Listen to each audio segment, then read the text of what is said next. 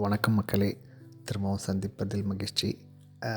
இந்த டர்க்கியில் வந்து இன்னொரு ஊர் பேர் வந்து எமினோ நோ அப்படின்னு இருக்குது. இங்கிலீஷில் அண்ட் டர்க்கி ரெண்டுத்துலேயுமே ஒரே எழுத்துக்கள் தான்.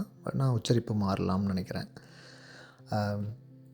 இது எப்படின்னா வந்து இஸ்தான்புல்லில் 2 ஊரையும் கனெக்ட் பண்ணுற அந்த பிரிட்ஜ் ஒன்று இருக்குது. கடல் பிரிக்குது. அந்த கடல் ரெண்டுத்தையும் கனெக்ட் பண்ணுற பிரிட்ஜ் அந்த இடத்துல இருக்குது இந்த இடம். இந்த இடத்துக்கு போகிறதுக்கு ட்ராம்லேயே போயிடலாம். ப்ளூ ஸ்கொயர் சொன்னேன்ல, ப்ளூ ஸ்கொயர்லேருந்து ட்ராமில் போயிடலாம். இது பார்த்திங்கன்னா ஒரு கடற்கரை நகரம்னு சொல்லலாமா, அந்த மாதிரி அழகாக இருக்குது. இது வந்து அந்த இடத்துல இறங்கி இப்படி நான் வந்து வீடியோவில் பார்த்திங்கன்னா அந்த பிரிட்ஜுக்கு கீழே இந்த மாதிரி கடைகள் இருக்கும். இது முழுக்க முழுக்க கடல் சார்ந்த உணவுகள் கிடைக்கும்னு வச்சுப்போமே, அந்த மாதிரி தான் அதிகமாக நான் பார்த்தேன். அதாவது க்ளோஸ்டாகவும் இருக்குது, அவுட்டோர்லேயும் இருக்குது. நான் போன சமயம் ரொம்ப குளிர்ன்றதுனால வெளியில் யாரும் உட்காரல, எல்லாம் உள்ளே உட்காந்துருந்தாங்க. ஒவ்வொரு கடையும் ஒவ்வொரு விதத்தில் அழகாக இருந்தது. அழகான அரேஞ்ச்மெண்ட்ஸ், க்ளீனாக இருந்தது. ஒன்றும் பெருசாக பேட் ஸ்மெல்லாம் எதுவுமே வரல, நல்லா இருந்தது. அப்புறம் ஒரு பக்கத்துலேருந்து இன்னொரு பக்கத்துக்கு போகிறதுக்கு இந்த மாதிரி நடுவில் ஒரு பேசேஜ் மாதிரி கொடுத்துருக்காங்க. ஸோ பிரிட்ஜிலேயே கீழே ஒரு பக்கத்துலேருந்து இன்னொரு பக்கத்துக்கு இப்படி கிராஸ் பண்ணி போனோம்னா அடுத்த சைடு போயிடலாம். ஸோ அங்கேயும் இந்த மாதிரி தான் இப்படி ஓப்பனாக நடந்து போகிறதுக்கு வழி இருக்கும். நடந்து பக்கத்துலேயே கடைகள் இருக்கும். கடை உரிமையாளர்கள் வந்து சாப்பிட கூப்பிடுவாங்க. போகிறத போகாமல் இருக்கிறது நம்மளுடைய விருப்பம் தான். அந்த மாதிரி சின்ன சின்ன போட்லாம் இருக்கும், நல்ல டெக்கரேட்டட் போட்லாம், நல்லா அழகாக டூரிஸ்ட்லாம் கவர்ற வகையில் நல்லா பண்ணியிருப்பாங்க. பார்க்க நல்லா அழகாக இருக்கும், ப்ளசண்ட்டாக இருக்கும், கலர்ஃபுல்லாகவும் இருக்கும். நல்ல அழகான ஊர். இதில் என்ன ஒரு பியூட்டி அப்படின்னா, கீழே வந்து கடைகளாக இருக்கும், மேலே வந்து பிரிட்ஜில் நின்று எல்லோரும் மீன் பிடிச்சிட்ருப்பாங்க. மீன் பிடிச்சி அவ்வளோ பேர் மீன் பிடிப்பாங்க. ஸோ தூண்டில் எல்லாம் கீழே தான் விழுந்திருக்கும், நம்ம அது பக்கத்தில் தான். அடுத்த இடம் வந்து ஹையா சோஃபியா. இது ஏற்கனவே நான் ஹை லெவலில் காமிச்சிருந்தேன், கொஞ்சம் டீட்டெயிலாக சொல்லலாம்னு நினச்சேன், சுவாரஸ்யமான விஷயங்கள்லாம். இது வந்து பெரிய ஒரு பேலஸ் மசூதி அப்படின்னு கூட சொல்லலாம். முன்னாடி அது வந்து ஏதோ கிறிஸ்டியானிட்டி பேஸ்டாக வந்திருக்கு, அப்புறமா வந்து இஸ்லாமிக் பேஸ்டாக மாற்றிட்டாங்க. ஆனால் அது உள்ளே இருக்கிற அந்த பெயிண்டிங்ஸ்லாம் இருக்குல்ல, அதெல்லாம் அப்படியே தான் இருக்குது. இங்கே மோஸ்ட்லி எல்லா பெயிண்டிங்ஸுமே வந்து மொசைக் பேஸ் பண்ணது. மொசைக்னால் என்னென்னா, சின்ன சின்ன பீஸ் ஆஃப் கலர்ஸ் இருக்குல்ல, அதை ஜாயின் பண்ணி பண்ணியிருப்பாங்க. இப்போ இந்த வீடியோவில் பார்த்திங்கன்னா இதில் வந்து செரஃபின் அப்படின்ட்டு ஏஞ்சல், அந்த ஏஞ்சலுடைய முகம், அதோடைய உருவம் அதெல்லாம் பொறிக்கப்பட்டிருக்கும். மற்ற தேவதைகளுக்கும் இந்த ஏஞ்சலுக்கும் என்ன ஸ்பெஷாலிட்டி அப்படின்னா, இதுக்கு வந்து 6 ரெக்கை இருக்குமா. அந்த 6 ரெக்கை இருக்கும். இந்த தேவதை, இந்த ஏஞ்சல் வந்து கடவுள் இருக்கார்ல, கடவுளுடைய அரியணை பக்கத்தில் இருக்கும் அப்படிங்கிறது கிறிஸ்டியானிட்டியோடைய ஒரு பிலீஃப். ஸோ அதனால் இந்த செரஃபின் அப்படிங்கிறது அந்த கடவுள் இருக்கிற அந்த அரியணையில் மட்டும்தான் இருக்கும். அதே மாதிரி அதுக்கு முகம் பெருசாக உருவம் இருக்காது அப்படின்ற மாதிரியும் சொல்லுவாங்க. அதனால தான் இங்கே வந்து அந்த செரஃபின் ஏஞ்சலுக்கு முகத்தில் டைமண்ட் ஷேப்பில் இருக்கிற மாதிரியும் இருக்கும், முகத்தோடையும் இருக்கும், ரெண்டுமே இருக்கும், பார்த்துக்கலாம்.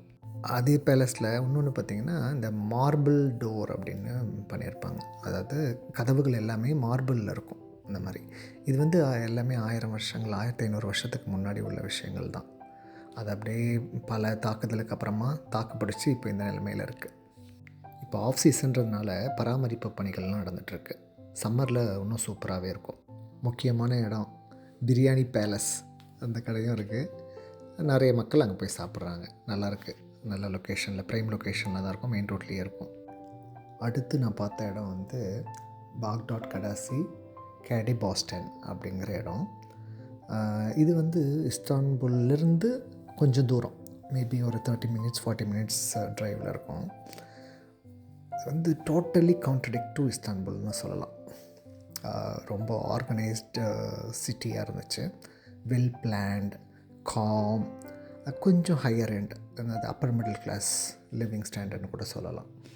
எப்படின்னா வந்து மார்க்கெட்டிங் பிளேஸ் மாதிரி கொஞ்சம் ஹைஃபையான ஒரு ஸ்ட்ரீட் இருக்குது. அதுக்கு அப்படியே பேரலாக வந்து இந்த பீச்சை ஒட்டி இவங்க இந்த ஊர் அமைச்சிருக்காங்க. அந்த கமர்ஷியல் ஸ்ட்ரீட்டுக்கும் இந்த பீச் ஸ்ட்ரீட்டுக்கும் நடுவில் வந்து நிறைய அப்பார்ட்மெண்ட்ஸ், அப்புறம் பங்களா, அந்த மாதிரிலாம் இருக்குது. ஸோ அந்த மாதிரி அப்பார்ட்மெண்ட், பங்களோ அவங்களுக்குலாம் வந்து பேக் டோரே வந்து பீச் அப்படியே ஆக்சசிபிலிட்டியோடு கொடுத்துருக்காங்க. ரொம்ப பீஸ்ஃபுல்லாக இருக்குது, க்ளீனாக இருக்குது. எப்படி சொல்கிறது, ஜாகிங் போகிறவங்க தனியாக போகலாம், அதுக்கு ஒரு ட்ராக் வச்சுருக்காங்க. அப்புறம் சைக்கிளிங் பண்ணுறவங்களுக்காகன்னு ஒரு ட்ராக் அதுலேயே இருக்குது. அப்புறம் பார்க், கிட்ஸுக்கு ப்ளே ஏரியா, அப்புறம் ஸ்போர்ட்ஸ், எல்லா ஸ்போர்ட்ஸுமே இருக்குது. அதாவது சாக்கர், ஃபுட்பால் விளையாடுறதுக்கு, பேஸ்கெட் பால் விளையாடுறதுக்கு, இந்த மாதிரி என்னென்ன கேம்ஸ் வேணுமோ எல்லா கேம்ஸுமே விளையாடுறதுக்கு இருக்குது. அப்புறம் டஸ்ட்பின் அங்கங்கே வச்சுருக்காங்க. இங்கே வந்து டஸ்ட்பின் வந்து ஓப்பன் டஸ்ட்பின் மாதிரி தான் இருக்குது. அப்பப்போ க்ளீன் பண்ணிக்கிட்டு தான் இருக்காங்க. நல்லாயிருக்கு. அந்த பீச்லேருந்து பார்த்தோம் அப்படின்னா ஆப்போசிட்டில் நிறைய சின்ன சின்ன மலைகள் அதெல்லாம் இருக்குது. நான் சொன்ன மாதிரி ப்ளே ஏரியா வந்து நல்லா நீட்டாக மெயின்டைன் பண்ணுறாங்க. மக்களும் பக்குவமாக பயன்படுத்துகிறாங்க. அப்படி தான் நான் பார்த்த வரைக்கும் இருந்துச்சு. பொறுப்போடு, எப்படி சொல்கிறது, நல்லா நீட்டாக நம்ம ஊர் அப்படிங்கிற அந்த பொறுப்புணர்ச்சியோடு நடந்துக்கிற மாதிரி தான் இருந்தது. நல்லாயிருக்கு, அழகாக இருக்குது, பார்க்கவே ப்ளசண்ட்டாக இருக்குது, க்ளீனாகவும் இருக்குது. அப்புறம் சின்ன கேஃபிட்டீரியா அந்த மாதிரியும் அங்கங்கே வச்சுருக்காங்க.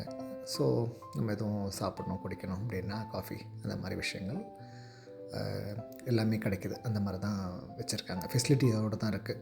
டூ வீலரும் பார்க்கலாம், காரும் பார்க்கலாம். ஆனால் மோஸ்ட்லி டூ வீலரை விட கார் தான் அதிகமாக பயன்படுத்துகிறாங்க எல்லா இடத்துலையுமே வந்து. அப்புறம் இந்த போட், அந்த மாதிரி, அதாவது என்ன சொல்கிறது, ஜெட் போட் இல்லை ப்ரைவேட் போட்ஸ் அந்த மாதிரியும் வச்சுருப்பாங்க போல இருக்குது. அதெல்லாமும் நான் பார்த்தேன். நல்லா இருந்தது. மேபி சம்மர் டைமில் நல்லா கூட்டமாக இருக்கும். இது நான் போன சமயம் குளிர்ன்றதுனால அந்தளவுக்கு இல்லை. அந்த பீச் ரோடுக்கு பேரலாக இருக்கிறது தான் இந்த கமர்ஷியல் ஸ்ட்ரீட் மாதிரி இருக்குது. எனக்கு கரெக்டாக பேர் தெரியல. இங்கே வந்து இன்டர்நேஷ்னல் பிராண்ட்ஸ் எல்லாமே இருக்குது. மக்கள்லாம் வந்து அப்படி ரிலாக்ஸாக நடந்து போகிறாங்க. இத்தனைக்கும் நான் வீக் டேஸில் தான் போனேன். நான் பார்த்த வரைக்கும் எல்லாருமே ரிலாக்ஸாக தான் நடக்கிறாங்க. நான் அரிபரியாக ஓடின மாதிரி நான் யாரையுமே பார்க்கல. அதே மாதிரி எல்லாருமே நல்ல வெல் க்ரூம்டாக இருக்காங்க, நல்லா ட்ரெஸ் பண்ணியிருக்காங்க. கொஞ்சம் ஹைஃபையாக இருக்குது இந்த ஏரியாலாம். மேபி கொஞ்சம் எக்ஸ்பென்சிவான ஏரியாவாக இருக்கும். நல்லா க்ளீனாக இருக்குது. அகெயின் அதே மாதிரி நிறைய ஃப்ளவர் ஷாப்ஸ்லாம், பொக்கேலாம் இருக்குல்ல, அந்த ஷாப்ஸ் வந்து மூளைக்கு மூளை இருக்குது. நிறைய கடைகள் பார்த்தேன் அந்த மாதிரி. இஸ்தான்புல் ஓல்டு சிட்டியை விட இது டோட்டலாக கான்ட்ரடிக்ட் தான். மாடர்ன், எல்லாருமே ரொம்ப கேஷுவலாக இருக்காங்க. ஆனால் என்ன ஒரு விஷயம்னா, நான் பார்த்த வரைக்கும் மெஜாரிட்டி எல்லாம் இங்கே டர்க்கிஷ் லாங்குவேஜ் தான் பேசுகிறாங்க. ஊர் நல்ல மாடர்னாக ஹைஃபையாக இருக்குது இந்த இடம். ஆனால் டர்க்கிஷ் தான் பேசுகிறாங்க. இங்கிலீஷ் அந்தளவுக்கு தெரியறதில்லன்னு நினைக்கிறேன். ஆனால் நம்ம ஏதாவது கேட்குறோம் அப்படின்னா அவங்களுக்கு தெரியலனா கூட உடனே அவங்க டிரான்ஸ்லேட்டரை எடுத்து ஹெல்ப் பண்ணுறதுக்கு தயாராக இருக்காங்க. அதே மாதிரி நம்மளுக்கு ப்ராப்பரான ரெஸ்பெக்ட் கொடுக்குறாங்க. டூரிஸ்ட்டுன்றது அவங்களுக்கு தெரியுது. உரிய மரியாதையோ, அதே மாதிரி ஏதாவது தெரிஞ்சுக்கணும், ஏதாவது இப்படி ஹெல்ப் பண்ணணும் அப்படின்னா இந்த லாங்குவேஜ் பேரியர்ன்றதை நான் அந்தளவுக்கு பெருசாக பார்க்கல. அடுத்த இன்ட்ரெஸ்டிங் ஃபேக்டர் வந்து டாக்ஸி. அங்கே வந்து டாக்ஸி கண்ணாடியிலேயே எல்லா டீட்டெயில்ஸும் டிஸ்பிளே ஆகும்.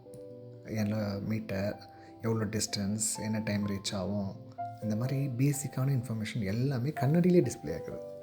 எனக்கு ரொம்ப வித்தியாசமாக இருந்தது, ரொம்ப யூஸ்ஃபுல்லாகவும் இருந்தது. நம்ம எதுவும் கேட்க கொள்ள தேவையில்லை, கண்ணுக்கு முன்னாடியே இருக்கும். நல்லா இருந்துச்சு. அடுத்து நான் பார்த்த ஊர் வந்து மெட்ரோபோல் ஏவிஎம் ஹேர் அப்படின்னு ஒரு இடம். அது வந்து பெரிய மால் இருக்கிற ஏரியா. கொஞ்சம் higher end malls, higher end residence, high rise building அந்த மாதிரிலாம் சொல்லலாம். ரொம்ப அழகாக இருந்தது. டிப்பிக்கல் வெஸ்டர்ன் கண்ட்ரி எப்படி இருக்குமோ அந்த மாதிரி. நல்ல இன்ஃப்ராஸ்ட்ரக்சர். அகெயின் என்ன சொல்கிறது, க்ளீன்லினஸ் தான். க்ளீன்லினஸ் நல்லா இருந்துச்சு. நாய்ஸ் பொல்யூஷன் இல்லை, ஏர் பொல்யூஷன் இல்லை, அந்த மாதிரிலாம் நல்லா இருந்துச்சு. பெரிய மால், எல்லா டைப் ஆஃப் பார், ரெஸ்டாரண்ட் அந்த மாதிரி தான் இருந்தது. அதே மாதிரி ரீசனபிள் ப்ரைஸாக தான் இருந்துச்சு. நான் மால்னால் ரொம்ப எக்ஸ்பென்சிவாக இருக்கும் அப்படின்னு நினச்சேன். ஆனால் அப்படி கிடையாது. நிறையா விஷயங்கள் இருக்குது. நான் அடுத்த எபிசோடில் உங்களுக்கு போடுறேன். தேங்க்ஸ் ஃபார் வாட்சிங். தொடர்ந்து பேசுவோம். நன்றி மக்களே.